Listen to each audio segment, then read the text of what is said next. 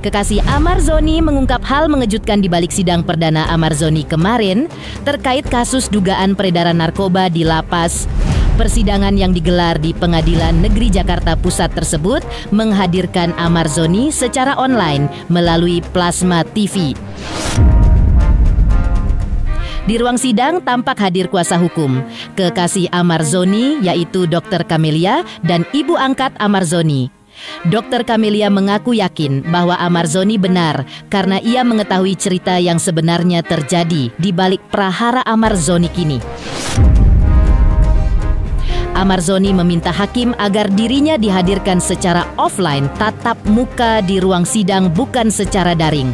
Pasalnya, Amar Zoni mengaku akan membuka semua apa yang telah terjadi. Persidangan secara online tersebut juga memicu perdebatan panas antara kuasa hukum Amar Zoni versus majelis hakim.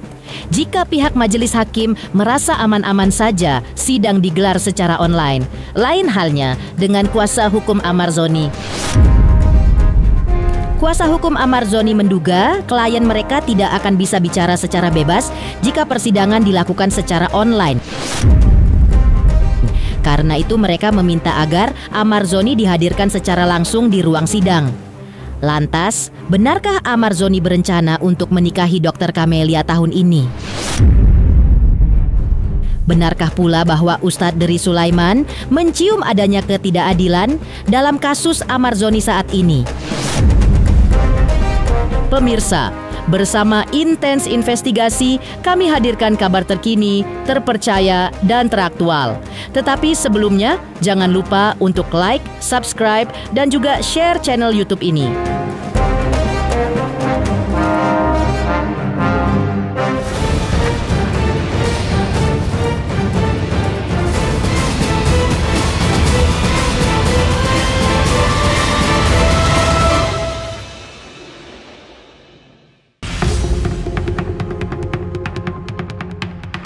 Amar Zoni menjalani sidang perdananya terkait dugaan terlibat peredaran narkoba di lapas yang digelar di Pengadilan Negeri Jakarta Pusat kemarin.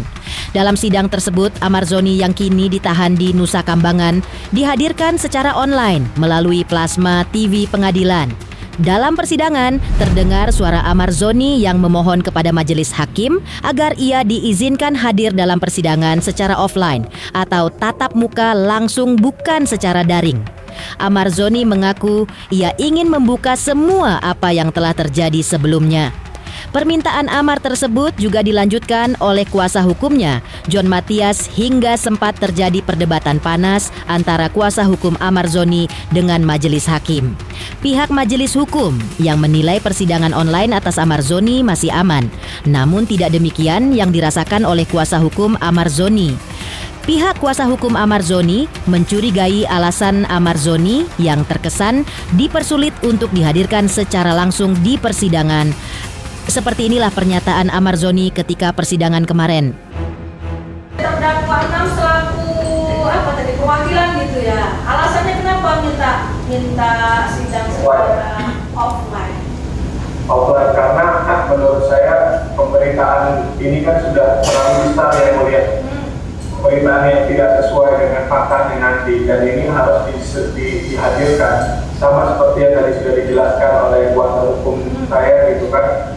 Kalau ya saat ini bukan karena keberadaan badan kita yang sebenarnya secara psikologis kan gitu, dan saya mau karena ini adalah tidak terbuka ya, dan ini karena saya membawa nama saya juga, membawa nama besar saya juga, jadi saya mau ini dihadirkan langsung offline, jadi agar semuanya tahu gitu, agar semuanya bisa melihat.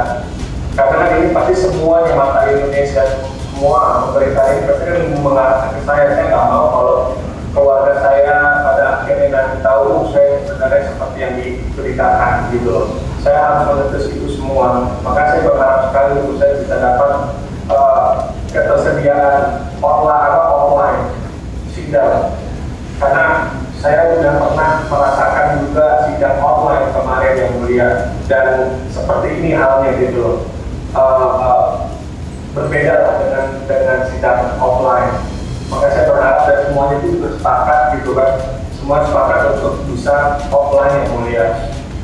Oke, Gitu. itu ya. Jadi saya akan memberikan segala macam apapun gitu. Saya akan menjabarkan seperti yang tadi kata kuasa hukum saya bilang, kalau di tempat inilah di mana tempat semuanya kita dengarkan semuanya gitu kan, kita buka semuanya kan gitu. Kadang kita tutupkan sama sekali gitu. Meskipun sidang ini online atau offline, tapi keterangan kalian harus tetap sama. Kalian bebas mengatakan apapun di depan saya, di depan kami persidangan, ya. Nggak usah ada rasa takut, bilang aja terus, ya. Terekam semua di sini. Kalau ada apa-apa, rekam semua, banyak saksinya di sini, ya. Jangan saudara merasa saudara saat ini di sana, saudara tidak bebas memberikan keterangan. Boleh saudara mengatakan apapun. Saya dengar, penasihat hukum dengar, penuntut umum dengar, dan semua masa di sini mendengar dan melihat. Itu ya. Jadi kami bermusyawarah untuk menghadirkan terdakwa di sini atau seperti apa. Kita belum tahu ke depannya. Sementara masih aman. Terima kasih Mulia. Saya rasa itu wajar ya. Semua terdakwa itu mengatakan aman. Kan saya seperti bilang tadi, karena dia berada di Kanal Tidak. Ya buktinya kan ada juga bahwa mereka minta semua touring loh, datang ke sini. Berarti kan secara psikologi, kan udah harus tahu Mulia, pakai tiduran itu juga. Berarti ada apa mereka minta ke sini gitu loh. Kalau merasa nyaman, nggak mungkin dia minta ke sini ya Mulia. Oke, kami sudah bahas, kami sudah mengerti Pak ya. Cuma untuk saat ini kami masih. Ya kalau saat ini kita hormati, tapi yang ke depan ini harus dipertimbangkan. Tidak penetapan baru ini kan gitu. Kalau sekarang ya kita hormati. Nah ini sudah ditetapkan, kami pasti menghormati penetapan pengadilan kan gitu. Tapi permohonan kami ini juga dipertimbangkan. Karena ini rakyat menengok semua kan. Udah kasus nasional melihat kita nggak ada terbuka lagi. Padahal pengadilan ini terbuka untuk umum, ya kan? Jadi bukan disembunyi-sembunyi. Orang ini sebenarnya tidak bisa ngomong yang mulia. Karena apa? Kan udah bilang dia berada di mulut harimau. Nah, komisaris mau takut. Ya kalau sekarang dia tetap di situ, pasti dia akan bicara. Pasti sidangnya udah pasti keputusan apa yang akan terjadi. Itu yang dia. Sekarang kami hormati, tapi permohonan kami juga dipertimbangkan. Kami minta itu penetapan minggu depan dicabut. Terima kasih yang mulia. Kuasa hukum Amarzoni, yaitu John Matias, juga mempertanyakan Amarzoni yang belum diizinkan untuk hadir di persidangan secara offline. Pihak kuasa hukum Amarzoni meminta agar Amar dikembalikan ke Lapas Cipinang agar lebih dekat ketika mengikuti persidangan di Pengadilan Negeri Jakarta Pusat. Lantas, benarkah ada kesan dari pihak kuasa hukum bahwa Amarzoni dipersulit untuk mengikuti persidangan secara offline terkait kasus dugaan peredaran narkoba di Lapas Salemba? Luring di offline. Mudah-mudahan ini dipertimbangkan. Kan banyak kendala ya kalau nggak offline kan, nggak luring kan. Kita harus komunikasi aktif. Gimana nggak bisa jauh, harus minta izin ke dirjen. Nah kan sulit ya. Jadi sekarang ya kalau mau dakwaan kalian udah dengar semua kan. Tapi dakwaan itu kita akan bantah kan gitu. Dari alat bukti juga kan, dari Amar cuma satu kalau nggak salah itu. Eksepsi kita apakan kan gitu. Eksepsinya tanggal berapa? 2 minggu lagi. Bapak mau menegaskan ini sebenarnya Mas Amarzoni ini dipindahkannya itu dari Lapas Cipinang atau Salemba ke Nusa Kambangan? Kan dari Lapas Cipinang kan dipindahkan ke Nusa Kambangan.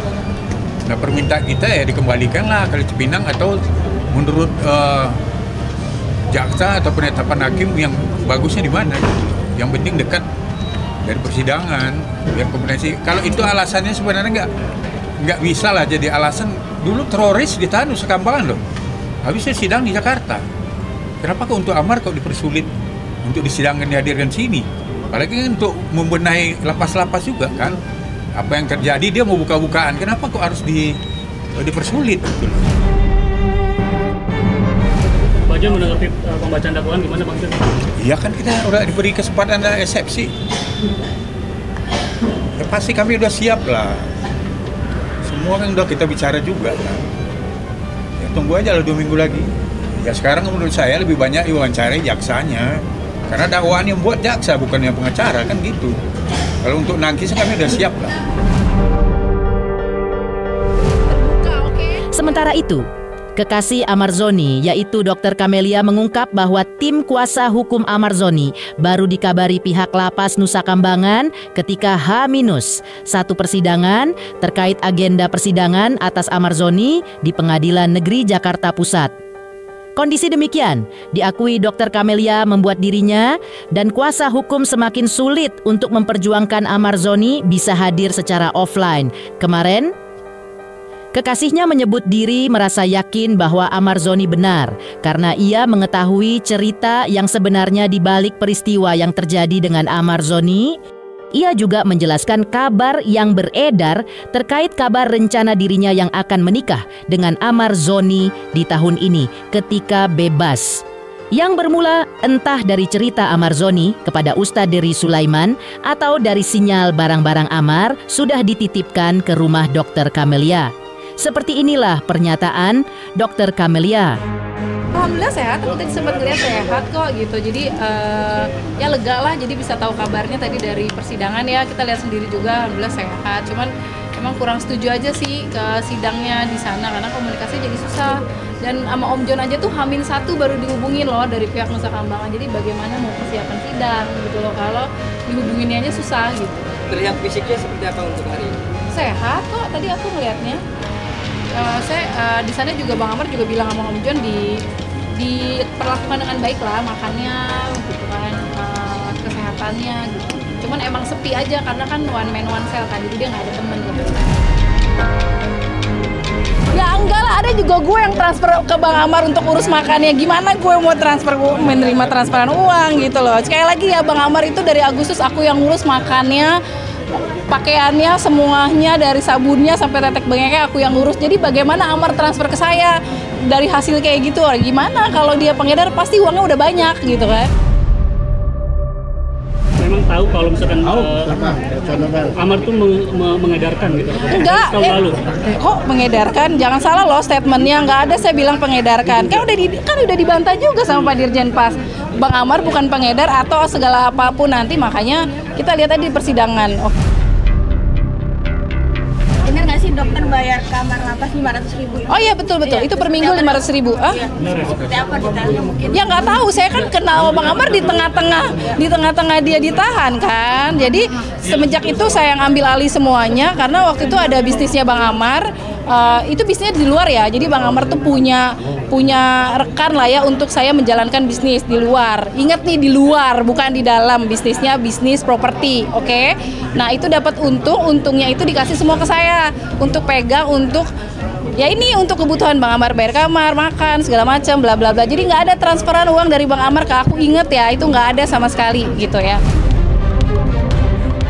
Aku sudah laporkan juga kok ke pihak Propam karena sebelum persidangan aku juga banyak intimidasi dari nggak tahu lah nomor-nomor nggak jelas gitu. Katanya bener ada di settlement. Oh iya bilangnya kayak gitu, tapi ternyata enggak, Bang Amar sehat-sehat aja. Biasalah mungkin petugas para napi kali yang udah nomorku udah kesebar kali ya. Jadi banyak banget emang yang WhatsApp aku dengan ancaman-ancaman gitulah.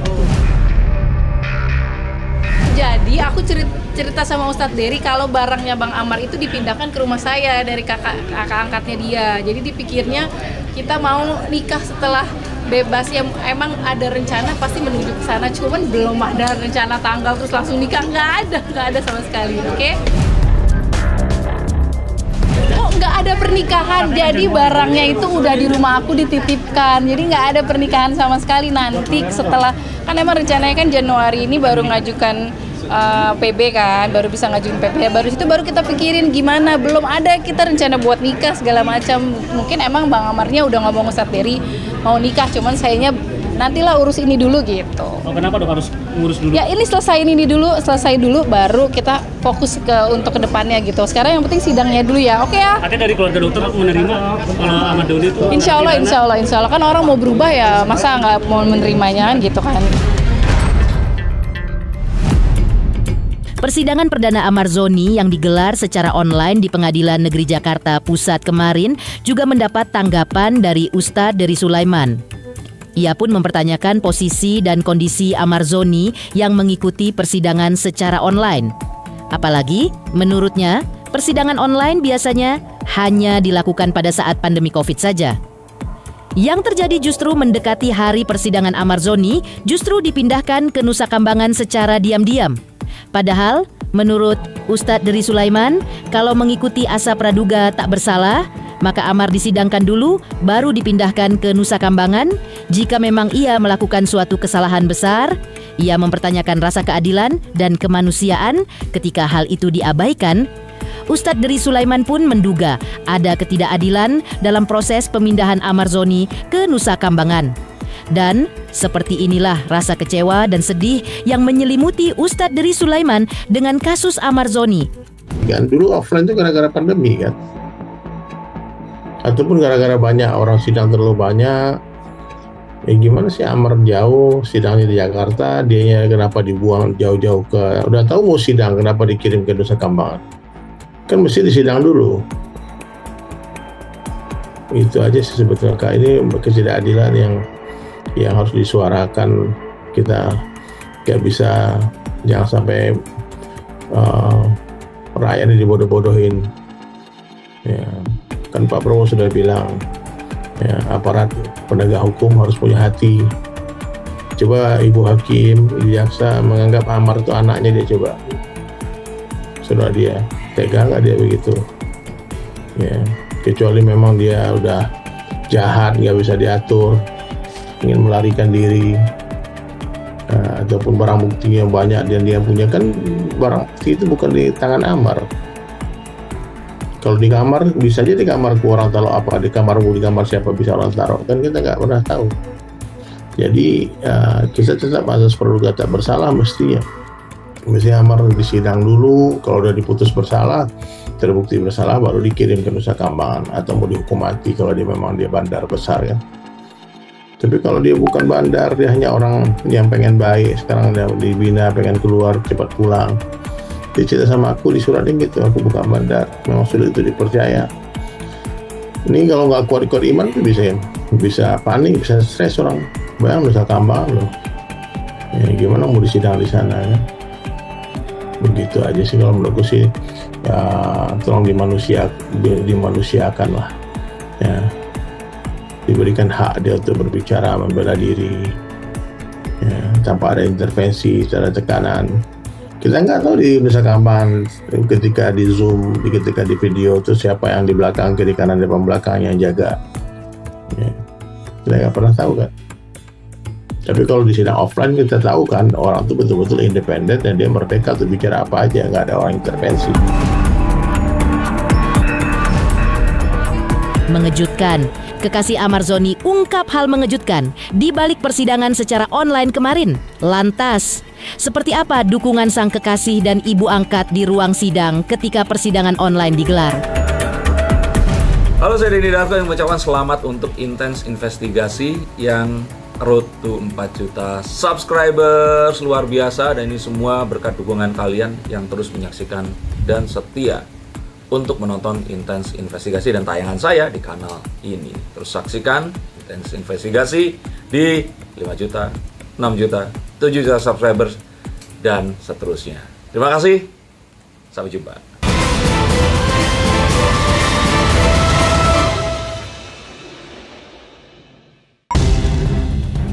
Meski Amar Zoni tidak dihadirkan secara fisik di ruang sidang di Pengadilan Negeri Jakarta Pusat kemarin alias secara daring, namun sang kekasih Dr. Camelia terlihat memberikan dukungan dengan hadir di ruang sidang didampingi ibu angkat Amar Zoni.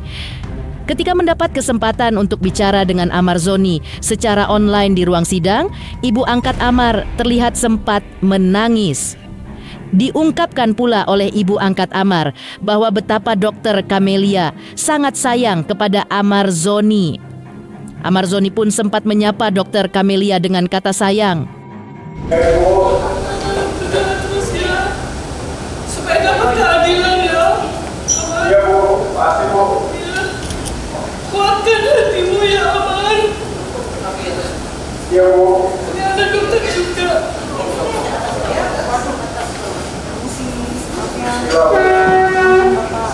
Makasih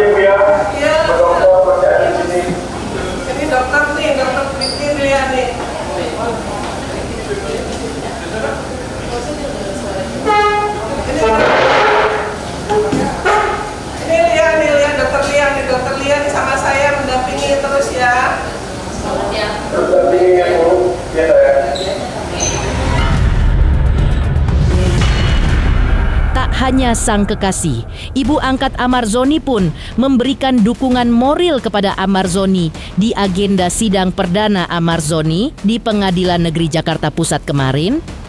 Ibu angkat berharap Amarzoni akan direhab karena ia termasuk penyalahguna narkotika. Bahkan ibu angkat berharap Amar bisa segera bebas sehingga bisa merencanakan pernikahan dengan kekasihnya Dr. Camelia. Dan Amar rupanya sudah berpedan kepada ibu angkatnya agar menjadi pendampingnya ketika nanti ia menikah dengan Dr. Camelia.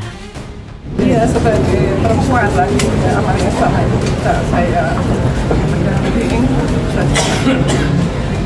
karena keamanannya saya juga komunikasi dengan pengacaranya itu kan yang penting sekali, bagaimana dia bisa menyampaikan apa yang sebenarnya terjadi. Tapi saya yakin Amar tidak seperti apa yang dibicarakan selama ini, karena Amar semenjak saya di Cipinang, terakhir ada di Cipinang itu juga mengatakan bahwa dia juga tidak memakai dan sudah kelihatan fungsinya adalah sehat-sehat saja. Kemudian saya sudah dikenalkan dengan dokter dia, dan saya kenal dokter dia adalah pendamping ini. Nah itu saya juga merasa aman. Kita pakai kemarin bersama dengan aku juga dengan Panji terakhir itu karena mungkin mengajukan suatu haknya tidak peringanan itu sudah dilakukan, dan pesannya nanti kalau jadi nikah sama dokter Lia nanti mudah-mudahan ini asas kemanusiaan, asas keadilan seperti tadi yang sudah disampaikan oleh pengacaranya itu bisa dilaksanakan, karena ini adalah penyalahgunaan narkotika. Tentu hukumannya adalah rehabilitasi. Jadi harap saya sebagai ibu angkatnya dan juga keluarganya, adik-adiknya ini selesai dan Amar keluar langsung direhabilitasi.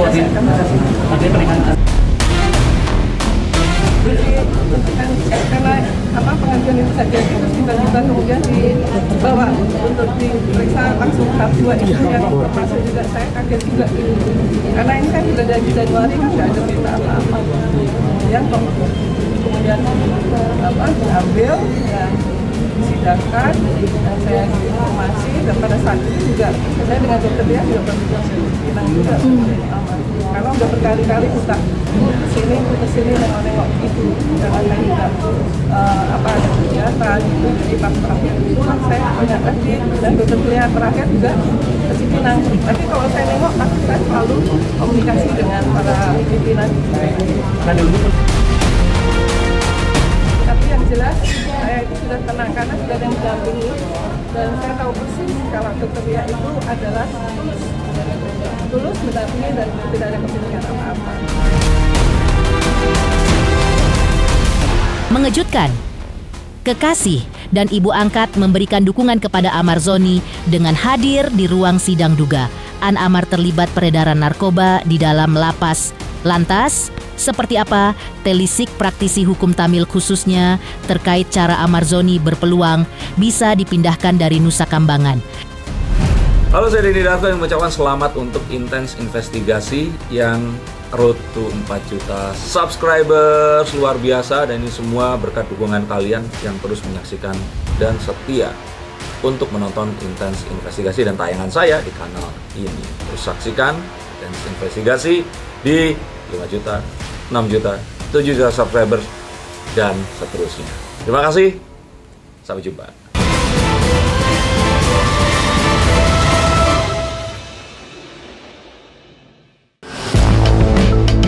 Ditahannya Amarzoni di lapas Nusa Kambangan masih menjadi polemik panas. Praktisi hukum Tamil Selvan menjelaskan kemungkinan langkah hukum yang bisa ditempuh agar Amarzoni bisa dipindahkan dari Nusa Kambangan. Menurutnya, pihak Amarzoni bisa mengajukan permohonan pindah kepada jaksa. Landasan permohonan pindah bisa menggunakan hasil tes urin yang negatif atau argumen-argumen yang kuat. Seperti inilah pandangan hukum Tamil Selvan. Kalau bebas nggak bisa, tapi kalau pindah bisa. Ya, PH-nya berikanlah surat permohonan. Nah, ini kan nomenklatur yang umum ya. Berikan surat permohonan. Tapi ingat, surat permohonan itu kan kemudian harus ada landasannya. Iya kan? Nah, sekarang kembali kita sampaikan. kalau landasannya bahwa si Amar Joni-nya ini dikatakanlah dijebak, segitu banyaknya napi kok cuma dia yang dijebak? Oh, ada 5 orang bang. Ada 5 orang. Ada 5 orang. Ada Ya, bersama 5 orang lainnya. Bersama 5 orang lainnya. Yang dikasusin gitu. Dikasusin, oke. Nah pertanyaan simpel, kok yang 5 orang ini yang dijebak, yang lain enggak?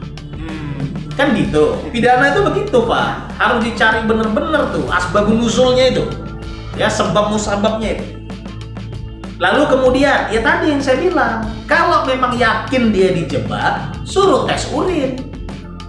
Kalau kemudian setelah dites urin, ternyata kemudian hasil labnya itu negatif, ya, nah tentu ini akan jadi pertimbangan APH, ya untuk apa? Oh ya, ternyata benar dia nggak pemakai kok di dalam lapas.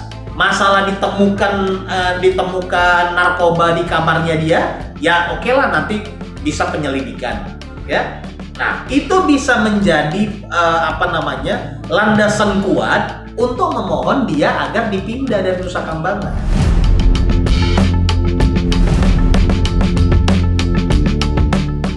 Demikian pemirsa, kabar terkini, terpercaya, dan teraktual yang kami hadirkan hari ini. Pemirsa Intens Investigasi, jangan lupa saksikan terus Intens Investigasi. Dan pastikan jangan lupa untuk like, subscribe, share, dan juga komen.